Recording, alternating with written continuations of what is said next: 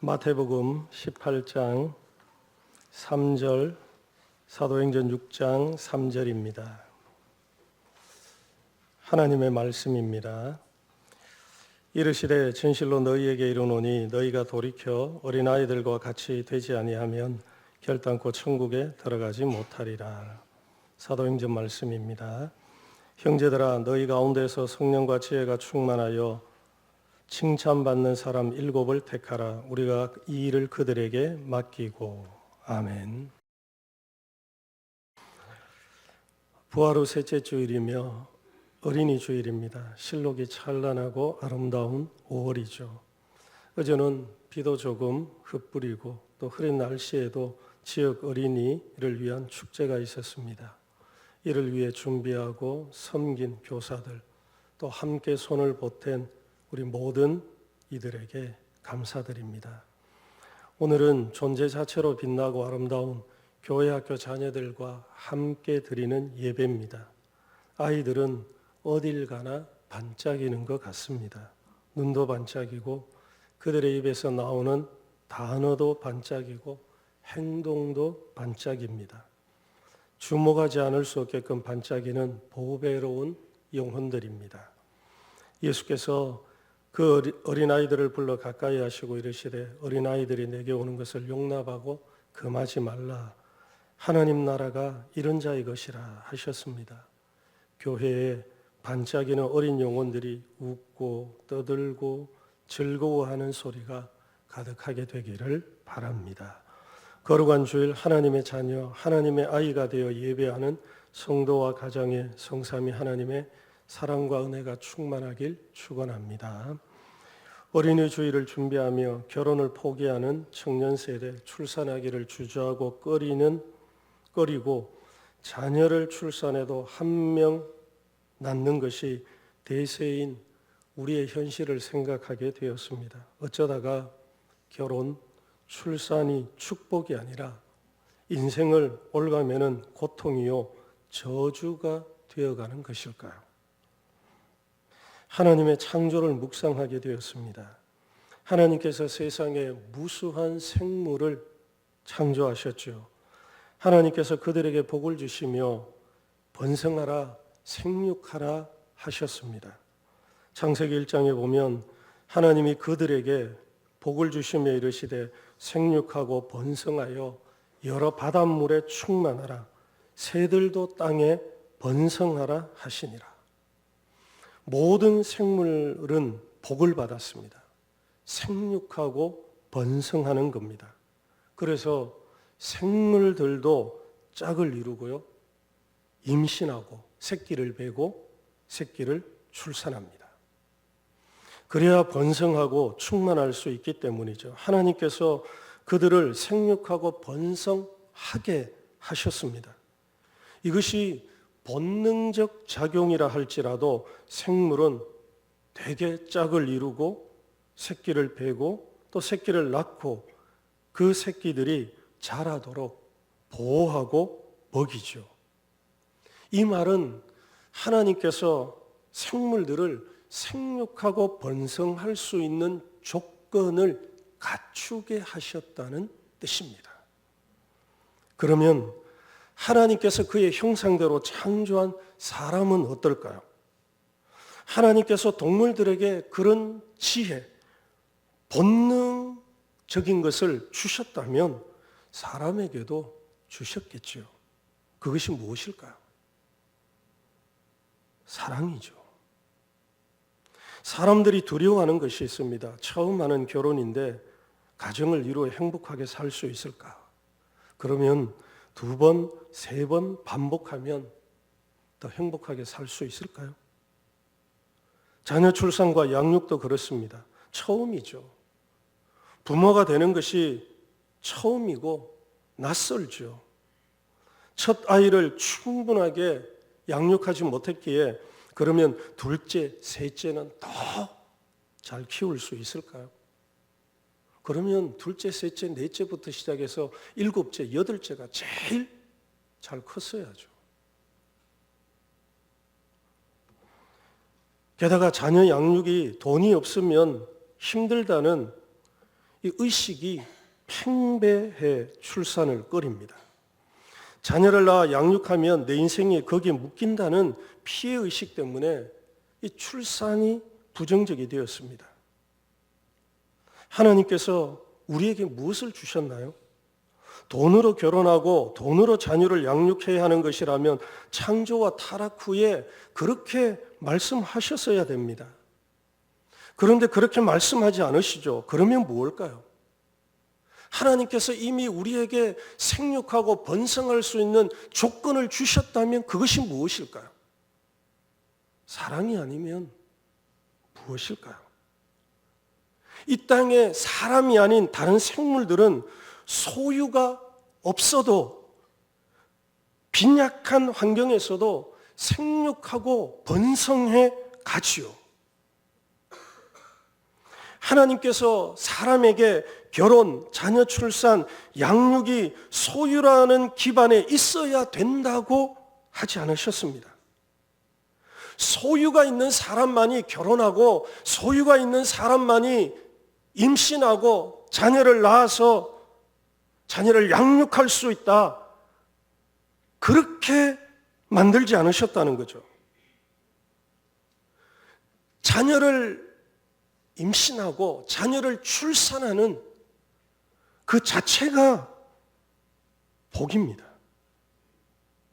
따라서 소유가 넉넉하지 않아도 부모의 사랑이면 자녀 양육할 수 있습니다. 건강하고 긍정적이고 밝은 자녀, 하나님의 자녀로 키우는 것은 부모의 사랑인 거죠. 그래서 사랑의 결핍이 가정 문제, 부부 문제, 자녀 문제를 만드는 것이지 소유의 결핍은, 소유의 부족은 2차적이라는 거죠. 여러분의 자녀가 잘 되기를 원합니까? 그러면 부모의 사랑이면 됩니다.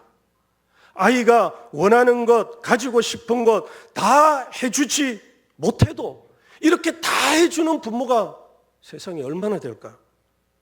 다 해주지 못해도 부모의 사랑이면 한 아이, 한 생명이 밝고 건강하게 자라기에는 부족함이 없게끔 하나님께서 만드셨다는 거죠. 생각해 보십시오. 자녀의 집이 어딜까요? 엄마의 가슴이죠. 부모의 품이죠. 아이가 아무리 큰 집에 살아도 부모의 사랑이 없으면 그저 넓은 공간, 황량한 공간에 불과합니다. 하나님께서는 우리 인생이 모든 생물들에게도 그러듯이 결혼, 출산, 양육할 수 있도록 우리에게 이미 주셨다는 거죠.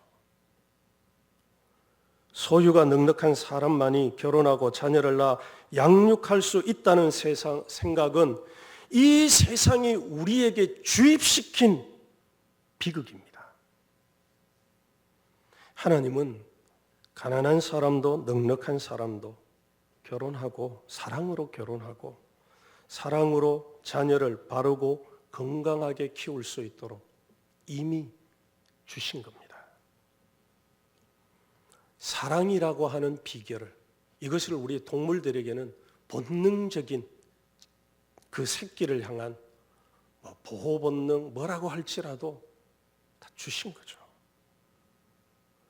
이것을 소유로 대체하려는 것에서 우리 인생의 가정의 문제가 발생하는 겁니다. 아이에게 소유보다 더 필요한 것은 부모의 사랑이죠. 그러므로 가정에 사랑이 넘치게 하십시오. 서로를 향하여 충만한 사랑의 가정이 되도록 만드십시오. 그것이 행복의 비결이고 자녀가 건강하고 바르게 크는 비결입니다. 교회도 마찬가지죠. 교회는 예수 그리스도의 사랑, 희생의 사랑 위에 세워졌습니다.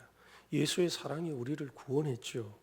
그러면 교회를 교회 되게 하는 것은 예수의 사랑으로 십자가의 은혜로 충만한 사람입니다. 그분의 말씀대로 서로 사랑하고 섬기는 사람들이 함께하는 교회가 되는 거죠. 교회가 일꾼을 세웁니다. 어떤 일꾼을 세워야 할까요? 사랑이 없으면 아무 소용이 없습니다. 그런데 사랑에는 희생의 요소가 있습니다.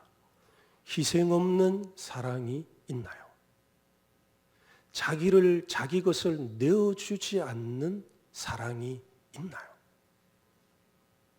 자녀는 부모의 거룩한 사랑, 희생으로 자라납니다. 부모는 자기 것을 내어주면서도 자기를 희생하면서도 이것을 기쁨으로, 감사로 여기죠. 사랑이 그런 것입니다.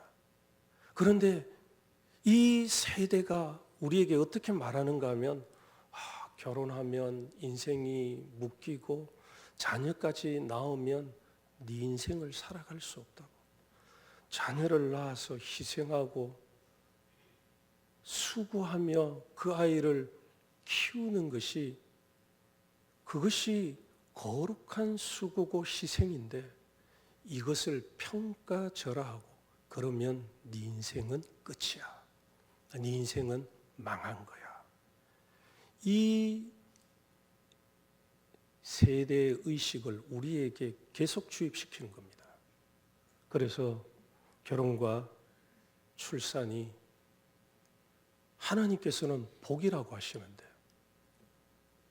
이 의식이 우리에게 들어와서 그것은 저주고 그것은 실패한 것이라고 그렇게 이야기를 하는 겁니다. 사랑은 희생의 요소가 있는 겁니다.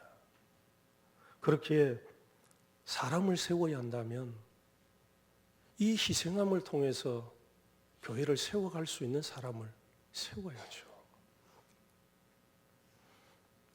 오늘 말씀에도 사도들이 일꾼을 택하라고 기준을 제시하죠. 그 기준이 내 마음에 드는 사람, 내게 잘해주는 사람, 나와 가까운 사람이라고 하지 않습니다.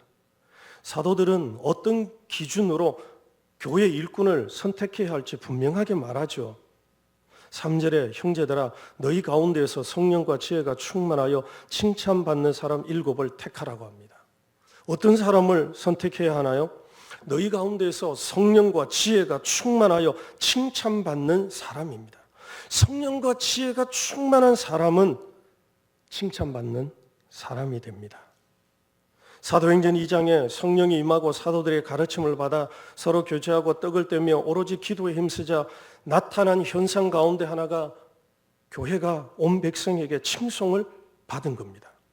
열심히 신앙생활하고 열심히 성경 읽고 기도하는데 사람들이 슬금슬금 피하고 싫어한다는 것은 있을 수 없습니다. 그 사람은 신앙생활을 올바르게 한 것이 아닙니다. 예수를 믿고 선하고 의롭게 살기에 사람들이 좋아합니다. 그래서 성령과 지혜가 충만한 사람의 특징이 칭찬받는 겁니다. 디모데전서 3장에 보면 감독, 장로의 자격에 대해 이런 글이 있습니다. 외인에게서도 선한 증거를 얻은 자라야 할지니 외인에게서도라고 합니다. 새 한글 성경을 읽으면 교회 바깥 사람들한테도 평판이 좋은 사람이어야 하네라고 합니다. 교회의 일꾼은 교회 안에서만 잘한다라고 칭찬받는 것이 아니라 교회 바깥 사람들에게도 좋은 평판, 칭찬받는 사람이어야 합니다. 그리고 성령과 지혜가 충만하여 칭찬받는 것은 미래형이 아닙니다. 앞으로 성령과 지혜가 충만할 사람을 선택하는 것이 아닙니다. 지금은 그렇지 않은데 그렇게 될 사람을 뽑으라고 하지 않죠. 어떤 사람은 키울 사람 뽑아야 한다고 합니다. 아닙니다. 성경이 제시하는 기준은 지금 성령과 지혜가 충만해서 지금 칭찬받고 있는 사람이라고 합니다. 그래야 봉사의 일을 할 수 있죠. 아직 그렇지 않은데 장차 성령과 지혜가 충만하게 될 사람, 칭찬받을 사람을 택하는 것이 아닙니다. 미래가 기준이 아니듯 과거도 기준이 아닙니다. 과거에 열심히 했는데 지금은 그렇지 못한 것 같습니다. 안 됩니다. 현재입니다. 지금 성령과 지혜가 충만하여 하나님 나라를 위해서 일하고 있는 사람을 뽑으라는 겁니다. 지금 칭찬받고 있다는 것은 그 사람이 이전에 선하여 덕을 쌓았으며 지금도 그러하다는 뜻이죠. 그래서 이 사람이 지금처럼 계속 봉사하면 좋겠다. 지금처럼 열심히 하는 이 사람이면 좋겠다. 라는 사람을 뽑아야 합니다. 사랑하는 여러분, 아이에게는 좋은 부모가 가장 중요합니다. 나머지는 다 2차적인 겁니다. 아이에게 제일 좋은, 아이에게 제일 필요하고 중요한 것은 좋은 부모죠. 교회에서도 중요한 것은 선한 그리스도의 일꾼이 세워지는 겁니다.